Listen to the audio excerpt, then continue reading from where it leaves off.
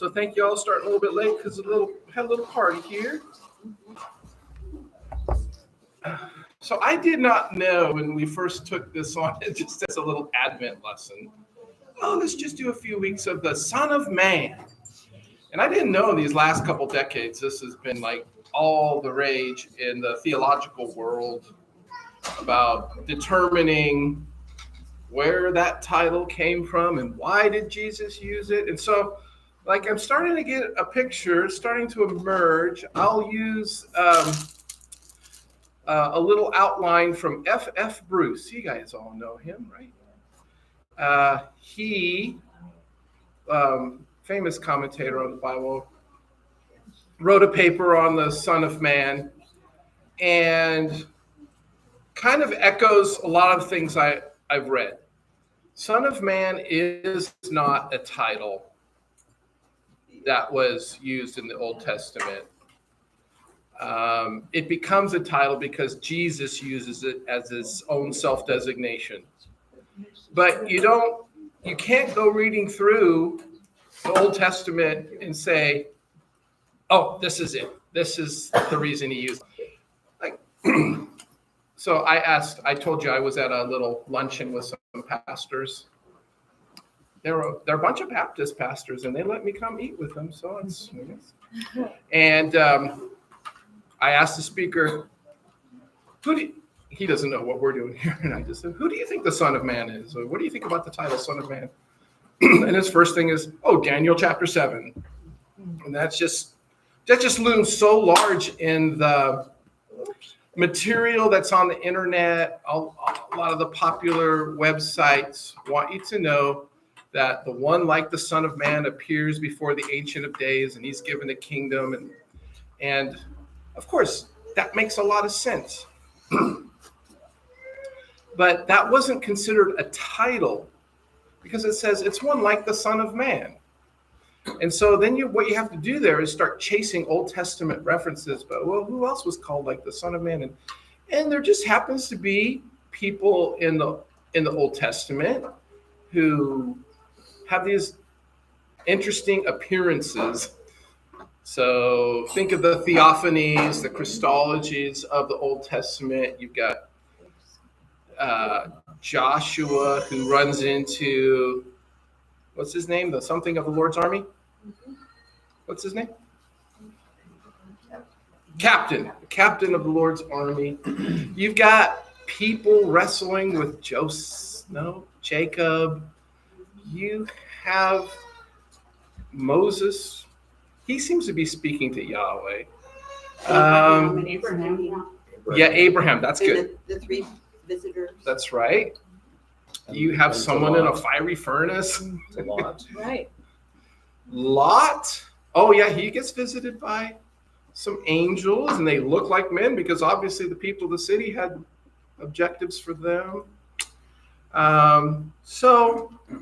But no one carries with them like the moniker. This is the Son of Man.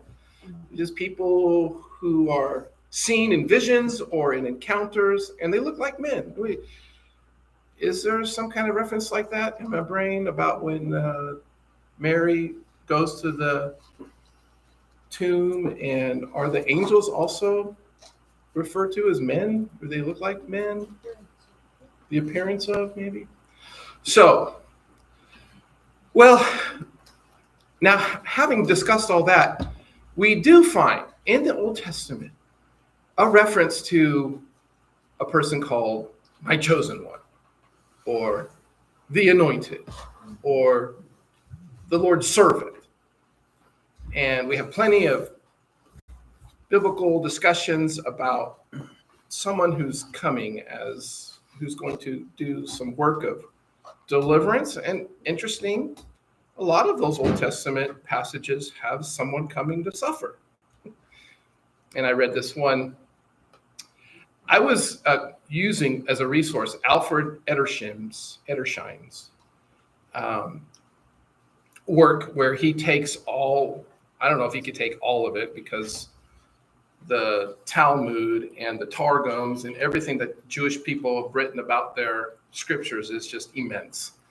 But Alfred Edersheim is famous for looking at all the Old Testament scriptures that the rabbis claimed were messianic. They would read through their Bible and say, oh, that's a messianic passage. That's what we should be looking for. And at the end of the day, when you do that project, you've got a Messiah who's victorious, and you've got a Messiah who's suffering. We talked about this before.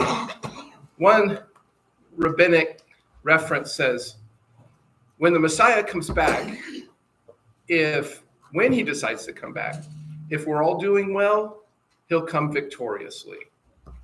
But when he comes back, and if he determines to come back when we are all in a bad state, then he will have to suffer. That was an interesting insight from the Jewish mindset of how do you reconcile all these different types of messiahs coming. So F.F. Bruce would say, well, the Old Testament doesn't give us a title, Son of Man. But when Jesus comes, he does take the title and equate it with messianic anticipation. And that's basically what my sermon was on Sunday. It's really easy to look through the synoptics and read something about the Son of Man doing something like forgiving. Would the Son of Man forgive sins? Yeah, we can find a reference to someone bringing forgiveness or dying or rising again. Now, we didn't look at the Son of Man passages that said the Son of Man has nowhere to lay his head. Maybe we could have found that somewhere in somebody's notion. But we only did the 3 synoptics. And we made mention of the fact that the Gospel of John also uses this term of Jesus being the Son of Man, but doesn't take a single one from the synoptics. Has all its own references to the Son of Man, and actually brings us into like territory that's so it's like the book of John. It needs more reflection. It needs more. You know how we do a one-time reading of something and we appreciate it? I think poetry sometimes is like that. You read it and say, oh, that was nice. And then you read it again and you say, oh, and then maybe you hear something about the history of the author and then you're like, wow, it just gets deeper and deeper. Well, I'm not going to like denigrate Matthew, Mark, Luke, but I'm going to say John just wants you to read it over and really like explore what's going on there. It can be a confusing book as well. Interestingly enough, I was watching, when you go on, I don't want to say the company's name, the social utilities, and they show you these little reels and little shorts. Mm-hmm. And I keep getting street evangelists and street apologists, interacting with crowds. And my goodness, I see the street apologist who was on my campus at Cal State Fullerton in the 80s. He's still doing it. And this Muslim girl is quite frustrated because she's reading John and she reads, oh, no one can see God. And then the next verse she reads is, and you see Jesus, you see God. That's a complete contradiction. What's going on here? This is your Bible. And you kind of, I guess, feel for her because it's like, no, you're reading John. You just can't just read every independent thought, and you've got a bigger project going on there with Jesus is doing. So coming to the conclusion about the Son of Man is that Jesus is being subtly obvious in that he is using a title that doesn't sound alarm bells, but the more you get into following his life, the more you understand that the Son of Man has divine prerogatives, and then he also suffers, and he's the only way that you can come into relationship with the Lord.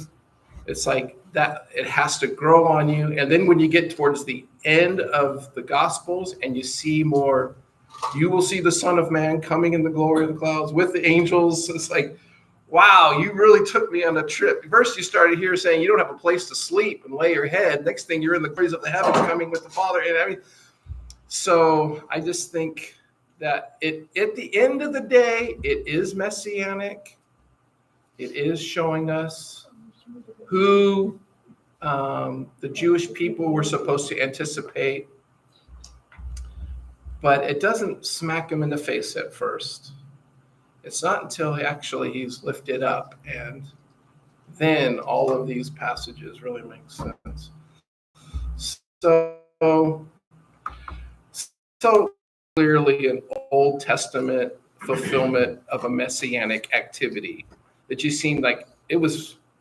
I had Alfred Edersheim's page up, and I just control find, show me, forgive sins, boom, and there it is. He had it all for me. But now, and I intend to finish the sermon, but I was thinking, I don't know if I can do that necessarily with the Gospel of John, which again makes it interesting. I just think Jesus is, he will really get to know who he is. And so all of the different things that the Son of Man is and does gets almost magnified in the Gospel of John. So I don't have anything super prepared except to just to quiz you guys a little bit. Supposedly the Gospel of John has 12 references to the Son of Man. And I'll make this a little bit bigger here. This is just going through your old Bible Gateway. And I found out when I opened it that it was on the Roman Catholic Bibles. I'm like, oh, I'll use that. I'll see what goes on here. So I had to go through Tobit and Maccabees to get to the New Testament. So John chapter 1. So that seems to me, I'm not a literary expert, but if you introduce a title in the very first chapter, it's like something that's kind of important to the author. And he's either foreshadowing or he's like, okay, let's get this thought in your mind right now as you go through this book. And we're all pretty familiar with this, and we're also pretty familiar with the context. This is Nathaniel, I think he's talking to. Yeah, Nathaniel's sort of like, can anything good come from Nazareth? And then Jesus says, yeah, I saw you under the fig tree. And he's like, hey, how you know all that stuff? And then he says to him, very truly, I tell you, you will see heaven opened and the angels of God ascending and descending upon the Son of Man. So you meet Jesus for the first time, and he drops that little line on you about himself. But you know about the part in the Bible when Jacob was at Bethel and the angels were seen in a vision going up and down on a ladder. And then so here in John, maybe I can make this messianic. There's some, that Jesus is, as we know, he is actually referencing himself. And he's saying that Nathaniel shouldn't be impressed yet because what he will end up seeing is, what do you want to say about that? Heaven makes connection to earth with Jesus. Jesus is your gate to heaven. Anyone have a favorite way of describing what Jesus is actually communicating here? I got a lot of people here, so you got to say something. Well, the Son of Man must be somebody very important. Amen. Also, very few people have ever seen angels. Yeah. So if Nathaniel's going to see angels, that must be an important event that's happening. I like that. Also, just like 20 verses before. 20? John There's a woman who wants context. I love that woman right there. Well, John basically says the same thing, and he specifically says that, and I have seen and testified that this is the Son of God. Okay. So it doesn't leave a lot of ambiguity. Yeah, we did apt to call Jesus the Son of God, but it never comes from his lips. Yeah. He wants to say with the Son of Man reference, but that were extended to Jacob in that vision and is kind of significant. I like what you said. I mean, Jesus is going to be the focal point of heavenly activity. He's come down to earth. He's made access available to heaven through him. Right, the heavens open. Yeah. Right. Yeah. So here's John's first entree of the Son of Man, and it definitely has Old Testament connections. You can't deny that. You don't get the Son of Man from that story, I don't think, with Jacob, but you just have Jesus telling everyone, hey, this is going to be my title. No one in all of history, in any culture, anywhere, is going to use that. It's just going to be me. Right. And I had a list. I could have been. I mean, I love that passage in Isaiah, and that Jesus reads it. I think in Mark, where he goes to the synagogue and the scroll's open to Isaiah. The Spirit of the Lord is upon me. I mean, it's like, oh, that's awesome. And you'd say, well, that passage must be messianic because Jesus is reading it today in your hearing. But he couldn't have turned to an Old Testament phrase unless Psalm 80. I like Psalm 80. I like Psalm 110. I like Psalm 2. But nothing that slugs it out of the park. All right. Here's our next one. Help me out here. No one has now, of course, I talked to you earlier about the Gospel of John is very interested in ascent and descent. It's got this trajectory going on. No one has ascended into heaven except the one who has descended from heaven, the Son of Man. That's an interesting translation. Here Jesus is speaking with Nicodemus and introduces him to the character of the Son of Man. And the descriptor of this individual, whoever the Son of Man is, because again, Jesus hasn't told Nicodemus, I am that son. He's just making a statement about someone called the Son of Man. And the Son of Man is able to ascend into heaven and descend from heaven. So, I mean, that in combination with our first passage, the up and down thing is pretty rich. Anyone have anything on this one? Jesus is the ladder. Jesus is the ladder. You want to talk more about that? I just got this picture of. Oh, okay. He's the ladder between. Oh, very good. Yeah, I like that. Thank you. I see him alluding to his ascension here. So he's kind of prefigure or foreshadowing Yeah, that we part, use that word. because he is going to ascend, and so that he came from heaven, and he flat out tells them in many places, I came from heaven. So he's descended. He's here on earth for a while. He's going to go back to heaven. His audience too, in the first chapter and then in John 3 is Nathanael and Nicodemus, who of Nathanael he said, here's a man who has no deceit. Yeah, that's right. And Nicodemus too. I mean, he obviously knew these men's hearts.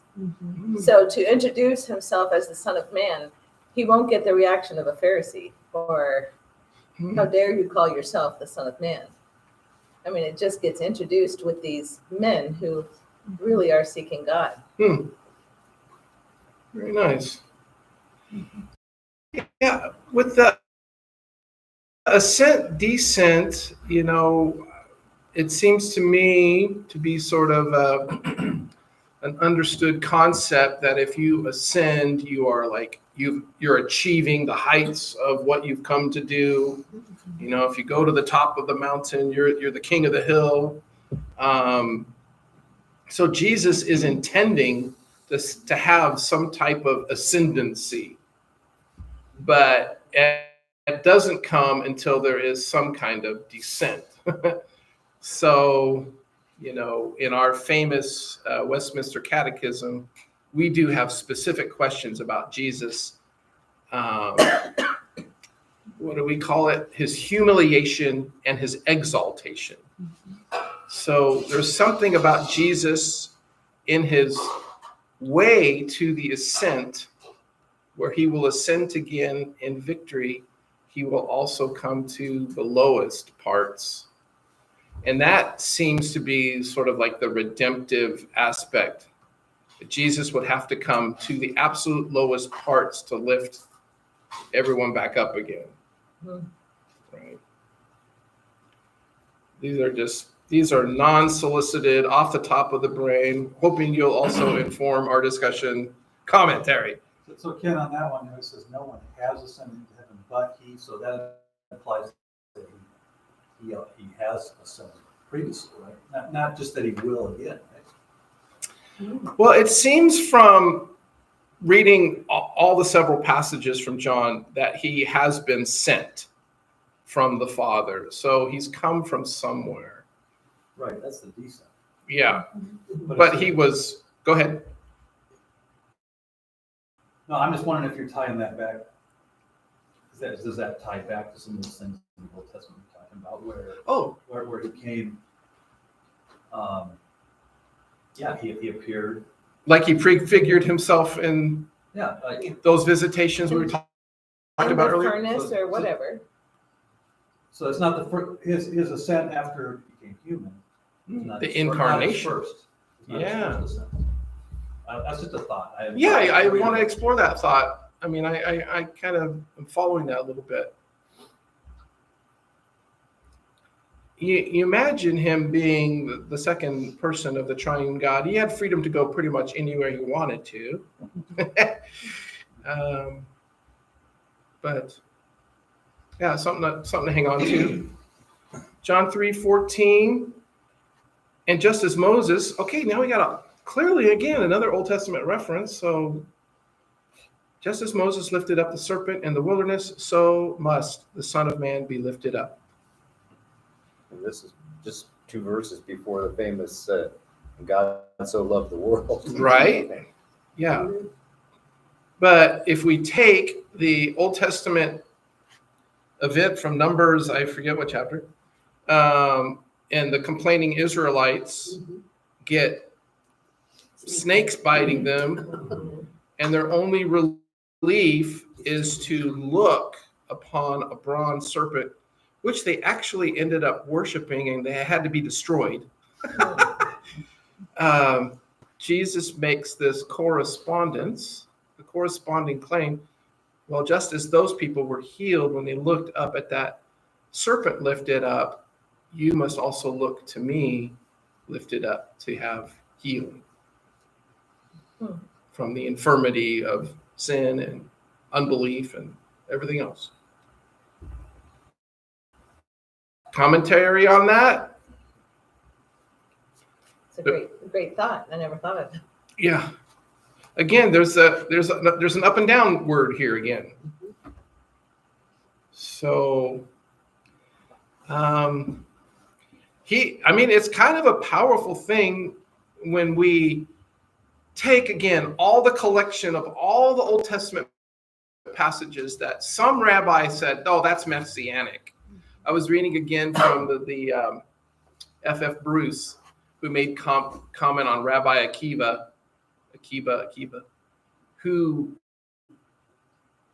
lived just shortly Kokhba rebellion, and he claimed a ton of verses were messianic, and his compatriots are like, no, you're going too crazy. You can't say that about all the passages being messianic.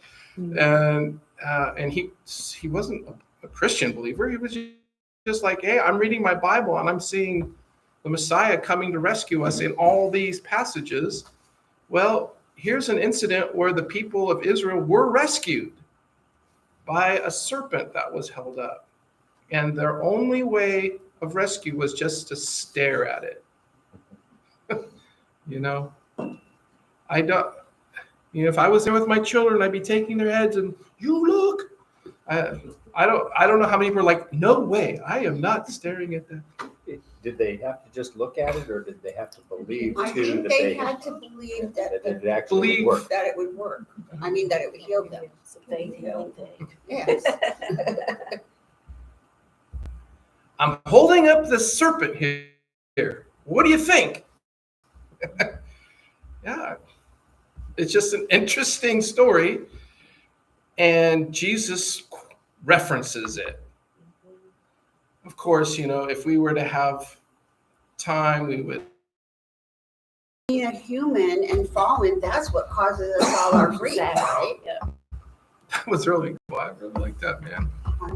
Now, you weren't listening to Jordan Peterson, were you? Okay, because I actually ran into him. He does a whole thing on this. And Nothing new under the sun. he's a psychologist, and he's like, you can't believe the genius of this situation. And he's looking at from a secularist, academic. He's like, the one way we help people overcome their traumas is to make them stare at what makes them, and to show it has no power over them. And so he does this big extended thing on it. But I like how you brought that in, and that was really sweet. All right. Here's John 5, and he has given him the authority part. Seems really clear. I mean, we ran into that this past Lord's Day when he says, to show you that I have power to forgive sins. So the Son of Man does come with authority. And It's right after he breaks the Sabbath. oh, very good. And he healed who did he heal? Yeah. Well, Oh, the paralytic guy. Guy waiting by The the paralytic pool. guy. Take up your bed and Oh, yeah. That's right. At the pool of Bethsaida, Yes. or the Roman pool of Asclepius. So yeah, here Jesus is showing his authority and taking this title to himself. These are the really